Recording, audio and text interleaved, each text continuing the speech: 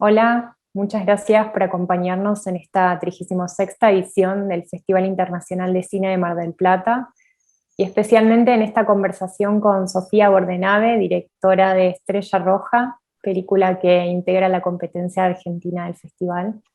Hola Sofía, ¿cómo estás? Hola Paola, ¿cómo estás? ¿Cómo están?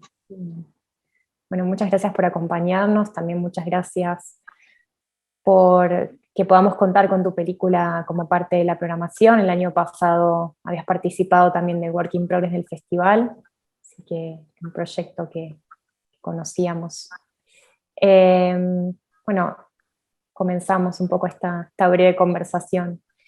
Dale, Eh, primero me gustaría agradecer al festival, siempre es un lugar cálido al que ir, hasta cuando no vamos por pandemia, así que sí, eso, me gustaría mucho agradecer al festival, a la gente que está trabajando, atrás, adelante, en todos lados, siempre, en serio, es un espacio donde uno se siente bien tratado. bueno, esa es a vos. Eh, Bueno, esta es tu primer película como directora. Habías co-dirigido una película anteriormente que formó parte del festival ediciones atrás.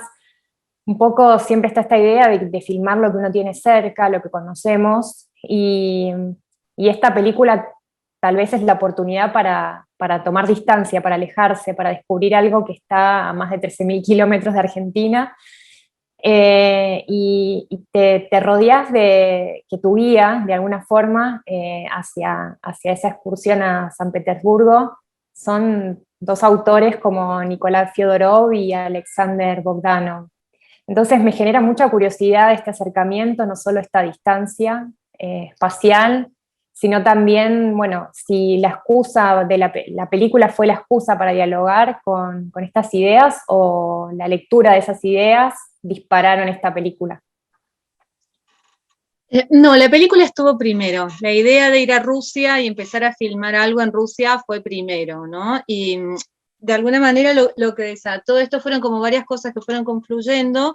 Una tenía que ver con que eran los 100 años de la revolución. En una charla de café con un amigo, el año anterior me dijo, qué buen año el próximo para estar en Rusia. Yo dije, sí, claro. Y empecé a pensar cómo... Eh, viajar por el solo hecho de viajar no tiene tanto encanto como tener una misión, como ir a hacer algo, ¿no? Y la película de alguna manera también comenzó por eso. Eso sumado a todo un trabajo que yo venía haciendo con chicos en escuelas y demás sobre cine y filosofía, habíamos estado mirando bastante la cuestión del futuro, de la idea del futuro, de la construcción del futuro a través de determinadas películas, y fue muy impresionante porque todos nenes de entre 14 y 16 años, cuando yo les preguntaba, cuando una les preguntaba cuál era su idea de futuro, cómo se imaginaban el futuro, todas los pensamientos, todos los discursos, todas las ideas en torno a ese futuro eran tremendas, tremendamente horribles. Era siempre una distopía, el futuro no existía de la manera que nosotros, de la manera cándida, linda y promisoria que antes pensábamos el futuro.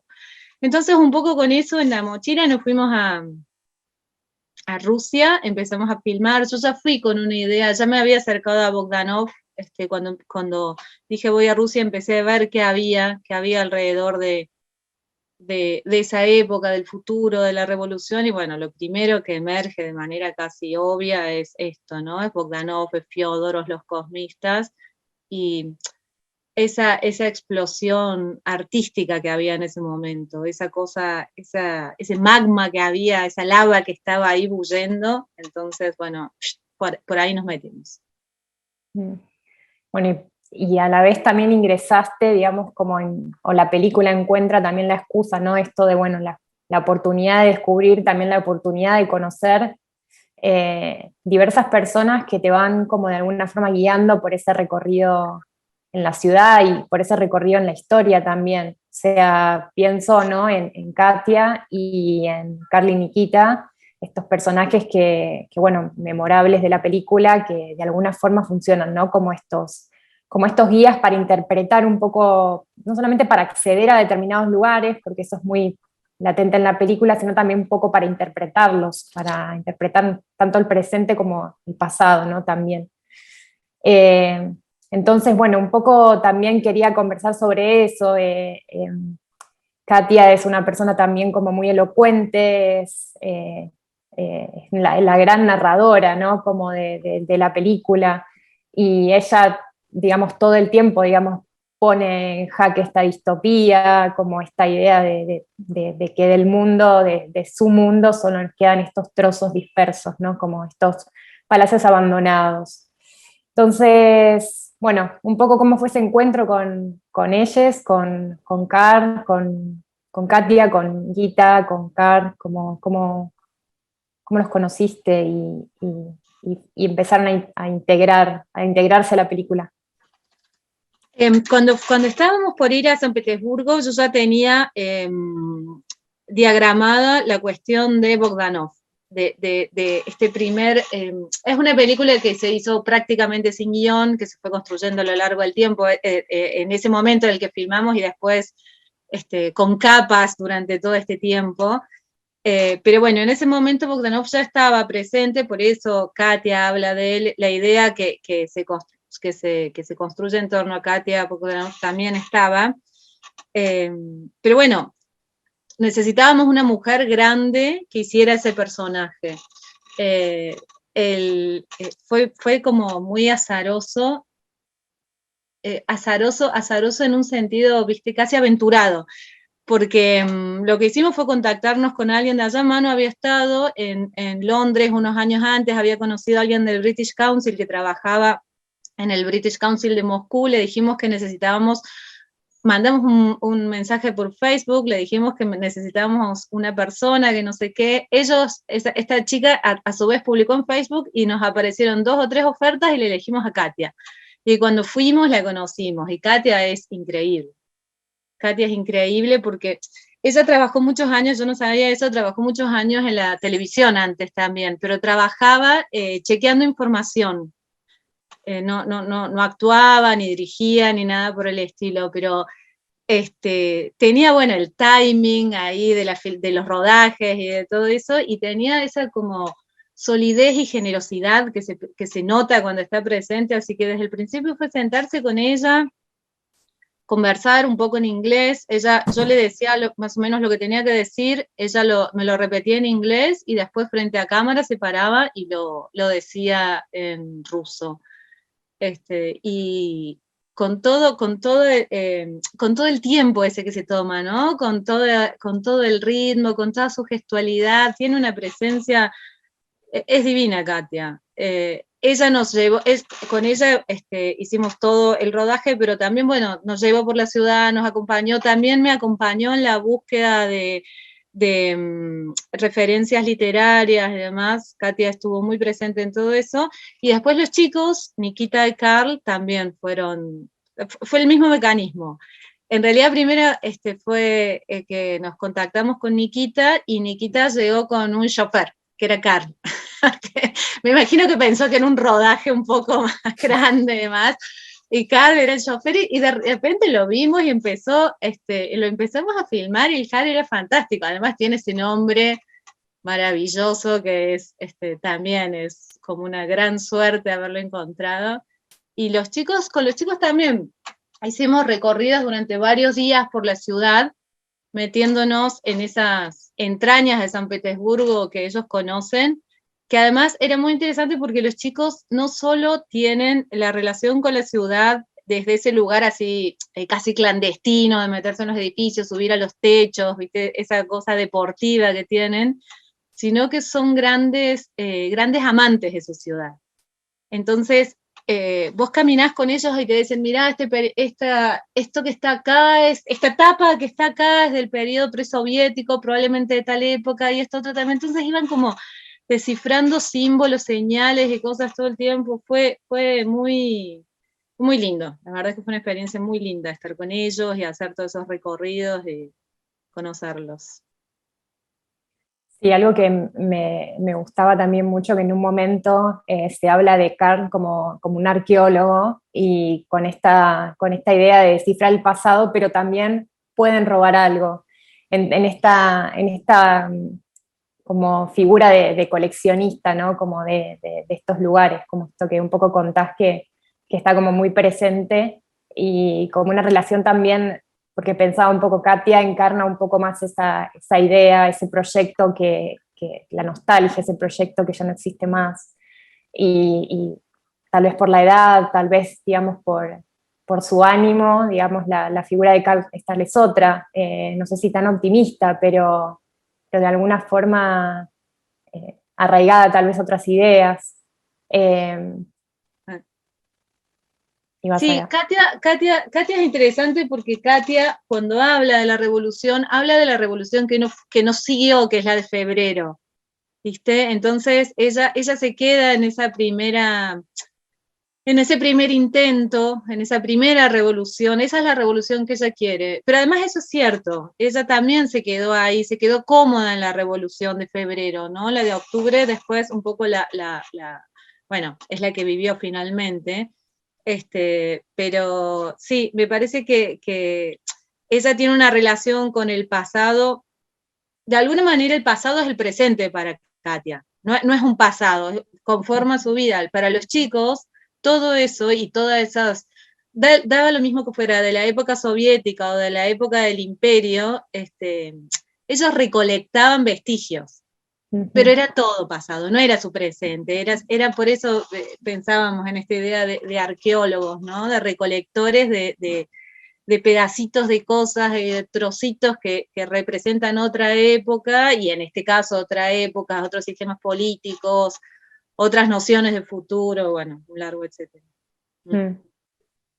Sí, pensaba también un poco, bueno, vos estás un poco más embebida de estas ideas de Bogdanov y de Fyodorov en relación un poco a la propiedad privada, y esta idea, ¿no? Del museo, como un poco en esta dialéctica pasado, futuro y futuro progreso, ¿no? Como hay algo de eso también que oscila, ¿no? Como esa, un poco como si la posibilidad del futuro sea el progreso, ¿no? Como, Sí, claro, es que a mí me parece que eso es interesante. La idea de futuro, esta idea que tomaba diversas formas, Fyodorov sí, de alguna manera Fyodorov es el místico de todas estas ideas, porque él habla de traer a cuanta ser vivo se haya muerto, volver a traerlo a la vida.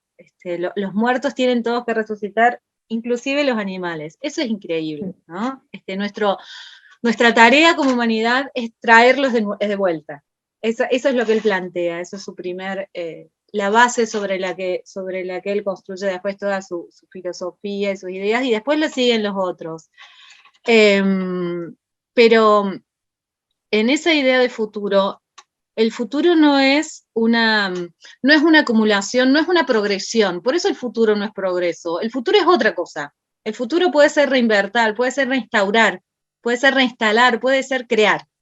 No es mejorar, hacer que el chip sea cada vez más chiquitito, que la casa sea cada vez más grande, que el auto sea cada vez más rápido. Es volar hacia otros planetas, es resucitar a los muertos. Entonces, en ese sentido, me parece que está esa contraposición entre la idea de futuro y progreso, por un lado, ¿no? Progreso siempre te hace partir desde el mismo lugar. Lo expandís, lo acelerás, lo achicás, lo que vos quieras, pero siempre estás, digamos, con las mismas categorías. En esto se rompían todas las categorías, se empezaba todo nuevo, se creaba, se recreaba. Eso me parece que es interesante. Y después con respecto a los museos, lo de los museos fue muy increíble, porque nosotros fuimos también con bastante a ciegas, sin saber qué iba a pasar para los 100 años de la Revolución, ¿no? Sin saber si iba a haber manifestaciones, si iba a haber esto, si iba a haber aquello, y lo que hubo fueron exposiciones. Exposiciones, o sea, es como que si vos metés algo en un museo, lo volvés bastante inofensivo. No te digo que del todo, pero lo volvés bastante inofensivo y lo convertís en una pieza del pasado. En términos políticos, la jugada del gobierno con respecto a qué hacer con esos 100 años fue increíble, fue fantástica, porque museologizó la revolución, ¿no? y la convirtió en una exhibición que podría haber sido una exhibición de los 100 años de la Revolución, de las colecciones históricas de Chanel, bueno, qué sé yo, de cualquier cosa. En los museos se exhibe lo que esté en ese momento exhibible según los cánones artísticos, históricos, etcétera, etcétera. Era un poco desolador en un punto, ¿no? Fue muy astuto y muy como desolador, era como... Y más para nosotros, que tenemos, viste, los argentinos tenemos así como un apego a determinadas fechas, tenemos una especie de romanticismo histórico, ¿no? Que se nos vuelve a activar en cada aniversario de algo. Y llegar ahí a estar en esos lugares, que estuvieran vacíos, que no hubiera nadie, que corriera el viento. Pensaba también, bueno, más allá, digamos, de estos recorridos, de lo que guían estos personajes, en algún momento, digamos, la película asume, digamos, ciertas digresiones, que no son digresiones del relato, pero sí son tal vez formales, y son estos pequeños micros que armás a partir de unos materiales de archivo. Me generaban cierta curiosidad, ahí hay algunas ideas de estas que comentabas hoy, de alguna forma, no sé si ilustradas, pero un poco como desde un lugar tal vez un poco más lúdico, más irónico. Si querés conversar un poco sobre eso. Bueno, ahí fue súper, súper importante el trabajo de Martín Sapia, que es el montajista de la película, ¿no? Que acompañó todo el proceso. Martín fue también súper generoso con todo el proceso de armado de la película y del guión a lo largo de todo ese tiempo. De alguna manera yo pensaba, cuando no tenés un presupuesto, cuando no tenés dinero, cuando no tenés cosas concretas, lo que tenés es tiempo. Entonces podés ir yendo y viniendo, e ir estableciendo estas nuevas capas, como por ejemplo esta que decís vos. Mira, lo que desató eso sobre todo fue la idea de lo que configura, yo creo que si hay algo en este momento que configura una noción de futuro, o que representa una noción de futuro, tiene que ver con Marte, que además tiene que ver con la estrella roja de Bogdanov, con su libro, con todo eso, ¿no? Y con el apellido de nuestro amigo Karl Marx. Pero en Marte todavía se esconde, todavía hace soñar un poco con una idea de futuro, más allá de que esté un poco ahora atravesada por cuestiones de grandes empresas, de corporaciones, Elon Musk y todo eso, pero sigue siendo un lugar de fantasía. Y la representación que tenemos de Marte es más encantadora cuando se remite a materiales visuales antiguos que a fotos concretas, sacadas desde desde una cápsula, desde una cosa así. Entonces, todas esas pequeñas digresiones, todos esos materiales de archivo, de nuevo, intentan representar y materializar algún sueño de futuro, ¿no? Creo que ahora más cercano con esto de Marte que lo que fue en su momento cambiar el mundo, mejorarlo, hacer la revolución, o como quieras llamarlo. Y esta idea como de los cerebros, ¿no? Como si querés un poco como vos, que sos una más experta cosmista, me parece como muy una anécdota, no una anécdota, digamos, no es una anécdota, es, digamos, es algo muy, muy fuerte dentro del pensamiento, como si... Sí, no había límites a las posibilidades, entonces había que preservar lo material para después, cuando la ciencia avanzara lo suficiente, desde esos objetos, de esa materialidad, poder formular o poder concretar las nociones que se tenían. Una de ellas, que de nuevo era Fyodorov, pero fue tomada fuertemente, es esta idea de hacer volver a la vida a los muertos. no es resucitar, porque no es un sentido cristiano, no es resucitar en un sentido de una intervención divina que hace que hace que aparezcan de nuevo y demás, sino es operar científicamente sobre cierta materialidad, sobre ciertas, no sé si llamarle objetos, sobre los órganos que quedan, y sobre esos órganos reconstruir esa vida. Bueno, entonces lo de los cerebros fue fuertemente tomado, por un lado para estudiarlos, pero el objetivo final era eso. El objetivo, cuando le sacaron el cerebro a Mayakovsky, a Lenin, a Einstein, a todos ellos, era en algún momento tener, ¿qué es lo más importante para ellos en ese momento? El alma y todo eso era ajena al pensamiento, porque era un pensamiento que se había desprendido de Dios, más allá de que Fyodorov era un místico, ¿no? Entonces lo más importante es el cerebro. Lo que nos hace humanos, lo que nos hace pensar, lo que crea el arte, lo que define lo que redefine las sociedades, lo que hace que podamos cambiar, es nuestro cerebro. A partir de eso, todo es posible. Entonces, esa parte que era sagrada de una persona, ¡plup!, se la sacaban cuando se morían y la conservaban en formol. Y está el instituto todavía, el Instituto de los Cerebros en Moscú. No pudimos ir al instituto porque no se puede filmar ahí. De hecho, Claro. toda la película fue filmada con una cámara muy chiquita, sin que nadie supiera que estábamos filmando. Las 2 veces que llegó la policía, una vez cuando estábamos con Katia en el campo de Marte, que ya habíamos estado un par de días y empezábamos a ser molestos o sospechosos, se acercó la policía y Katia les dijo que estábamos filmando un video para la familia, y la segunda vez con los chicos, en una de esas lugares donde atravesamos, que era la Kirche, le dicen que era una iglesia quemada durante la época de la Segunda Guerra y ahora reconstruida como una especie de centro cultural, los chicos también le dijeron que éramos youtubers. Claro. YouTubers. Sí, también estaba este instituto para la transfusión de sangre, ¿no? Como por otro lado de Bogdanov, ¿o no? Claro, Bogdanov, o sea, el Instituto de Hematología sigue, porque es un instituto en todos lados, hay institutos de hematología, digamos, son institutos científicos, pero Bogdanov lo que hace, además de fundarlo, investigar sobre eso, es empezar a plantear la idea de alargar la vida a través de las transfusiones, ¿no? Esta noción de sangre nueva circulando por cuerpos que pueden regenerar órganos y demás, es lo que es el corazón de su investigación. Ahora, una cosa que es increíble de todos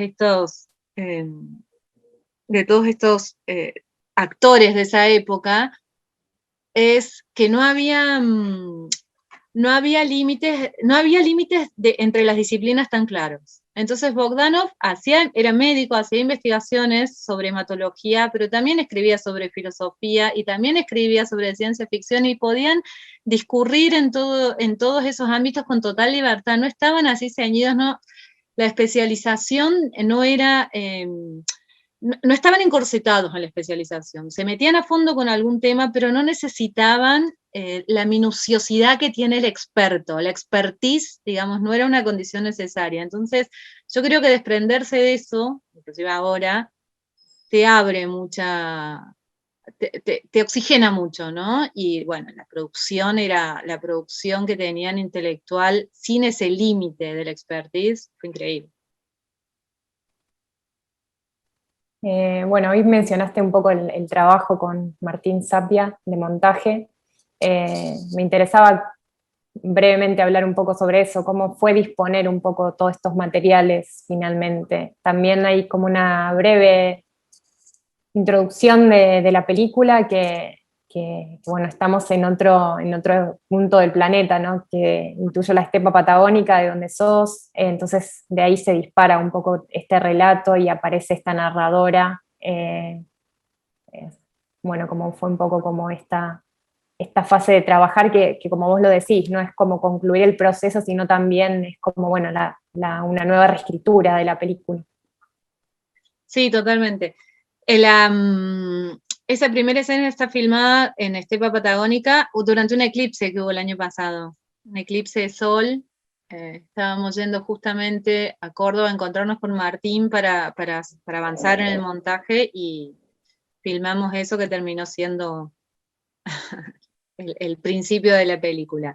Bueno, fue eso, de alguna manera vos lo dijiste, Paula, fue un proceso como continuo a lo largo de estos 3 años, de sentarse, juntar el material, ver qué faltaba, pensar una escritura, empezar a reunir, funcionó como de 2 maneras. Por un lado, como una especie de rompecabezas que había que unir y darle algún sentido, pero también funcionó como algo que había que ir, había que darle un tono unificador, había que darle un sentido, más que un tono unificador, había que darle un sentido a todo eso que estaba ahí, que para mí era fantástico y demás.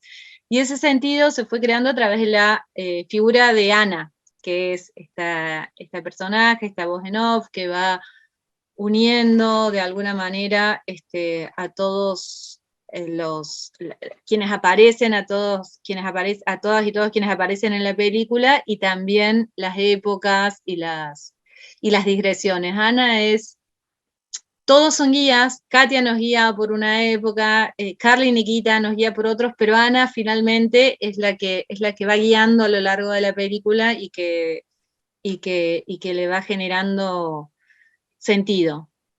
Finalmente ella es la que establece el sentido, esa voz es la que establece el sentido y unifica todo. Sí, no fue un proceso, así como lo cuento, digamos, en estas diversas etapas se fue armando, ¿no? Primero juntar un poco lo que habíamos traído de Rusia, ver qué faltaba, después ver cómo cobraba eso, alguna organicidad, empezar a escribir, y ahí el trabajo de montaje no fue solamente de montaje, sino que también hubo como un permanente intercambio acerca de cuánto seguir y cuánto no seguir, ¿no? Cuánto le faltaba a la película, cuánto se entendía, cuánto no se entendía. Es una película que tiene como mucha información, muchas ventanas que se abren y demás, entonces había que cuidar un poco eso también. Así que el montaje es central en todo esto. Y fue creciendo y fue evolucionando a lo largo. No fue una sentada, ni por casualidad. No funcionó de esa manera. Bueno, Sofía, muchas gracias por esta conversación. Nada, brillante la cantidad de ideas, recursos y nada, muy, muy vivo, muy rico todo.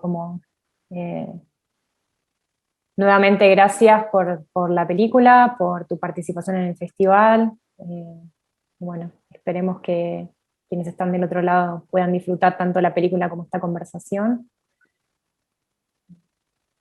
Bueno, gracias Paola, gracias a vos y gracias a las chicas y a todos los que están ahí trabajando por el festival.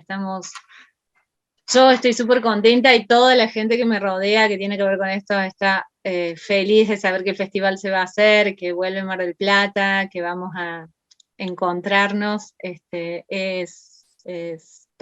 re importante para todas poder volver a verse y poder estar ahí y contar con ustedes. Así que gracias a ustedes. Gracias. Chao, chao.